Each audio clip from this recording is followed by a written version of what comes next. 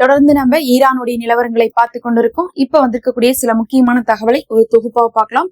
அதுவும் ஈரான் பாத்தீங்கன்னா கடைசியாக இஸ்ரேலுக்கு 2 பெரிய கிஃப்ட கொடுத்துதான் என்ன பண்ணிருக்காங்க, இந்த போரை நிறுத்தியிருக்காங்க. சும்மா இல்ல, நீங்க கொடுத்ததுக்கெல்லாம் சேர்த்து வட்டி முதலமா இதை வாங்கிக்கோங்கன்னு சொல்லிட்டு ஒரு பெரிய பதிலடியை கொடுத்திருக்காங்க.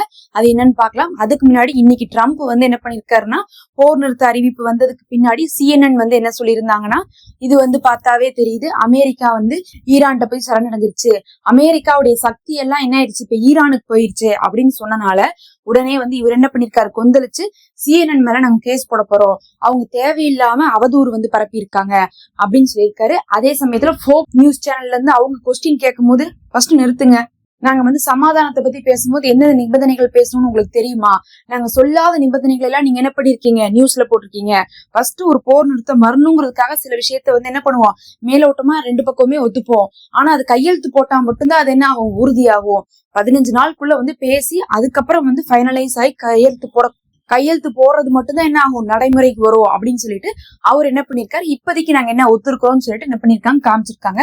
இவர் என்ன சொல்ல வர்றாருன்னா, நாங்க அவங்க சொன்னதுக்கெல்லாம் சரின்னு சொல்லிட்டோம், ஆனா அதுக்கு இன்னும் கையெழுத்து போடாத வரையும் என்ன ஆகாது, அது ஃபைனல் ஆகாது.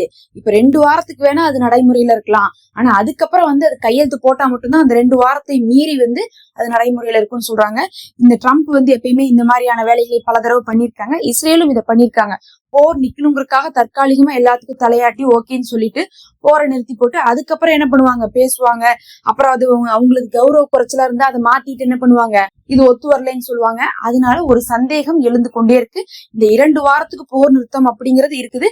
அதே சமயத்துல அந்த 2 வார போர் நிறுத்தம் நிரந்தர நிறுத்தமாக கையெழுத்து போடப்படுமா அப்படிங்கிறது இப்ப அமெரிக்கா ஒத்துருக்கக்கூடிய விஷயங்கள் எல்லாம் மறுபடியும் ஈரான் இடத்துல அவங்க ஒத்துக்கிட்டா மட்டும்தான் நடக்கும். இல்லாட்டினா ஈரான் என்ன பண்ண மாட்டேங்கிறாங்க, போரை நிறுத்தறதுக்கு தயாரா இல்ல. இன்னைக்கு கூட பாத்தீங்கன்னா ஈரானுடைய மீடியால என்ன சொல்றாங்கன்னா, இப்போதைக்கு 15 நாள் தற்காலிகமா போர் நின்றுக்குன்னு மட்டும் நினைங்க, ட்ரம்ப்பை யாரும் நம்பாதீங்க, ட்ரம்ப் எப்ப வேணா என்ன பண்ணலாம், அதுக்கப்புறம் நம்மளை அடி பண்ணி வைக்கிறதுக்காக ஃபர்ஸ்ட் ஓகேன்னு சொல்லிட்டு அதுக்கப்புறம் என்ன பண்ணுவாங்க, கொஞ்சம் கொஞ்சமா அந்த நிபந்தனைகளை விட்டு கொடுக்கறதுக்கான அழுத்தத்தை கொடுப்பாங்க, அதுக்கெல்லாம் நீங்க என்ன பண்ணாதீங்க, ஒத்துழைக்காதீங்கன்னு சொல்லிட்டு இன்னைக்கு ஈரானுடைய மக்களும் ஈரானுடைய நியூஸ் சேனலுமே என்ன பண்ணிருக்காங்க, அறிவிச்சிருக்காங்க.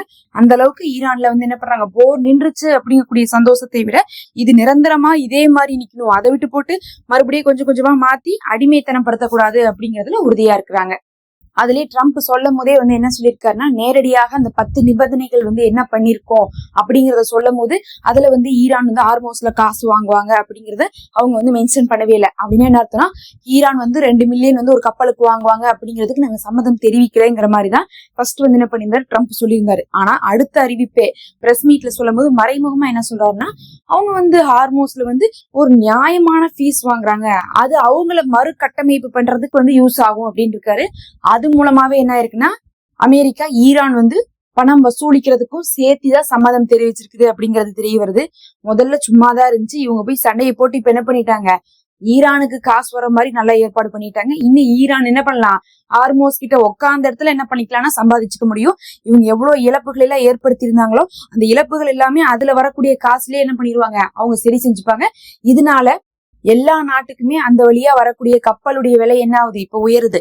2 மில்லியன்னா சும்மா ஒன்றும் கிடையாது.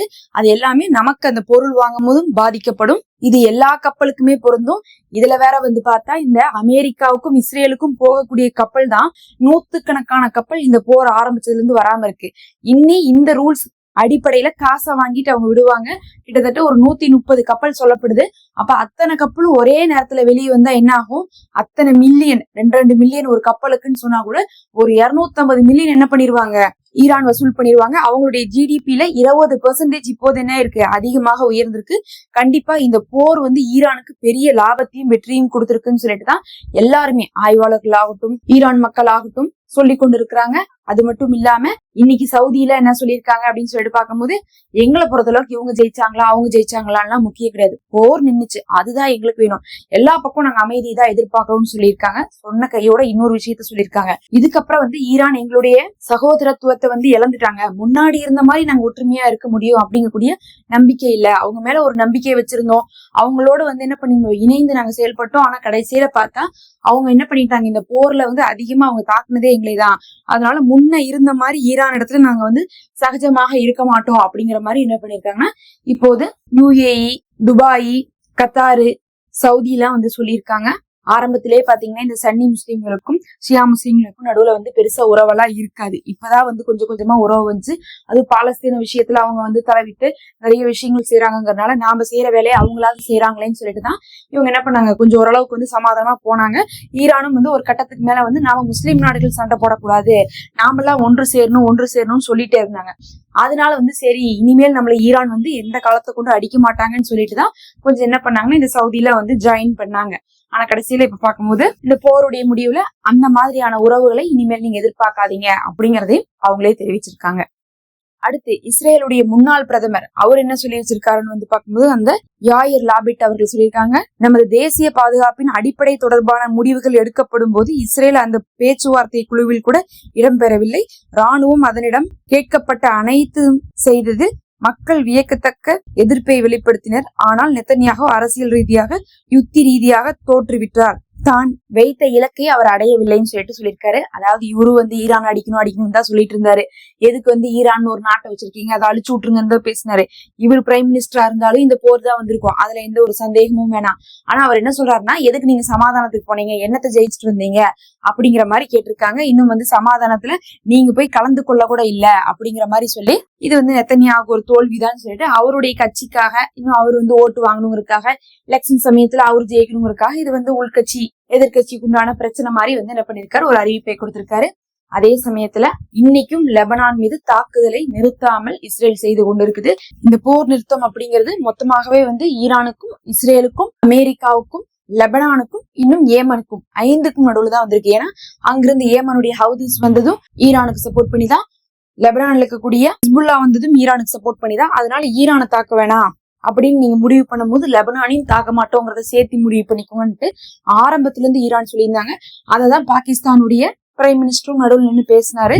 இருந்தாலும் இஸ்ரேலுடைய நெத்தன்யாகு என்ன சொல்றாருன்னா, கிடையாது, லெபனான் மேல நாங்க தாக்குறத நாங்க நிறுத்த மாட்டோம்னு இருக்காங்க. அவங்களை பொறுத்தளவுக்கு இப்ப லெபனானை முழுசா காலி பண்ணி இஸ்ரேலோட ஜாயின் பண்ணலான் இருக்காங்க, பஃபர் ஜோன் அமைக்கலான் இருக்காங்க. அதனால லெபனான்ல தாக்குதல் நடந்து கொண்டே இருக்குது. இது வந்து ஈரானை திருப்பி தூண்டி விடுமா அப்படிங்கிற அளவுக்கு இன்னைக்கு பேசப்பட்டு கொண்டு இருக்கு. ஏன்னா வந்து ஈரான் தெளிவா சொல்லிட்டாங்க, எங்களுக்காக லெபனான் வந்திருக்காங்க, லெபனான் மேல நீங்க நிறுத்தாட்டினா நாங்க நிறுத்த மாட்டோம்னு வேற சொல்லியிருக்காங்க. பொறுத்திருந்து பார்க்கலாம். லெபனானுடைய ஹிஸ்புல்லாவும் அடிச்சுட்டு தான் இருக்காங்க. கடைசியா வந்து பார்த்தா ஒரு ஸ்பெஷல் கிஃப்ட வந்து கொடுத்துதான் என்ன பண்ணிருக்காங்க, ஈரான் வந்து இந்த போரெல்லாம் முடிச்சு வச்சிருக்காங்க. ஒண்ணு என்னன்னு பார்த்தா, ஈரானுடைய தாக்குதல்ல CH-A7 அப்படின்னு சொல்லக்கூடிய நீர்நிலை ஹெலிகாப்டர் தாங்கி கப்பலை வந்து என்ன பண்ணிருக்காங்கன்னா அடிச்சிருக்காங்க. இது வந்து ஒரு போர் கப்பல்னு சொல்லலாம். அதாவது இஸ்ரேலுடைய நீர்நிலையில ஹெலிகாப்டர் தாங்கக்கூடிய, கடல்ல வந்து ஹெலிகாப்டர் எல்லாம் இருக்கும் பாருங்க, இந்த உளவு பாக்குறதுக்கு போறது, சின்ன சின்ன தாக்குதல் செய்யறதுக்கு எல்லாம் போவாங்க ஹெலிகாப்டர் வச்சு. ஹெலிகாப்டர் பொதுவாவே வந்து உளவு தகவலுக்காகவும் மீட்பு பணிக்காக தான் வந்து யூஸ் பண்ணுவாங்க. அந்த மாதிரியான ஹெலிகாப்டர் இருக்கக்கூடிய அந்த நீர்நிலையில மிதக்கக்கூடிய ஒரு தாங்கி கப்பல் தான். அந்த கப்பல் வந்து பார்த்தா ராணுவத்தோடு சம்பந்தமானது. அதை ஈரான் அடிச்சிருக்காங்க. ஈரான் அடிச்சதுக்கு பிறகு அடி வாங்கிட்டு என்ன பண்ணிருக்காங்க, பயந்துட்டு பல்லாயிரம் கிலோமீட்டர் தள்ளி இந்தியன் ஓஷனுக்கே என்ன பண்ணிட்டாங்க, ஓடிட்டாங்க இஸ்ரேலு. ஒரு பக்கம் இந்த கப்பல் அடிச்சா அடுத்தது SDN-7 அப்படின்னு சொல்லக்கூடிய ஒரு கோல்கலன் லேபர் கப்பலை வந்து அடிச்சிருக்காங்க. அதுல வந்து எண்ணெய் ஏத்தி செஞ்சிருக்காங்க இஸ்ரேலுக்கு. அதை வந்து என்ன பண்ணிருக்காங்க, தாக்கியிருக்காங்க. கடைசின்னு போர் நிக்கிறதுக்கு முன்னாடி இந்த 2 அடியும், ஒண்ணு போர் கப்பல்லையும் இன்னொன்னு வந்து பாத்தீங்கன்னா எண்ணெய் கப்பல்லையும் வந்து அடி வாங்கி இருக்குது இஸ்ரேலு. கடைசியில கூட வந்து பார்த்தா ஈரான் என்ன பண்ணிருக்காங்க, ஞாபகமா இதையும் வச்சுக்கோங்கன்னு சொல்லிட்டுதான் கொடுத்து அமுச்சு விட்டுருக்காங்க. இதெல்லாம் தான் இப்ப வந்து முக்கியமான தகவல். நம்ம அடுத்தடுத்து வரக்கூடிய அப்டேட்டுகளை பார்க்கலாம். மறக்காம அந்த நோட்டிபிகேஷன் பெல்ல கிளிக் பண்ணி வச்சுக்கோங்க.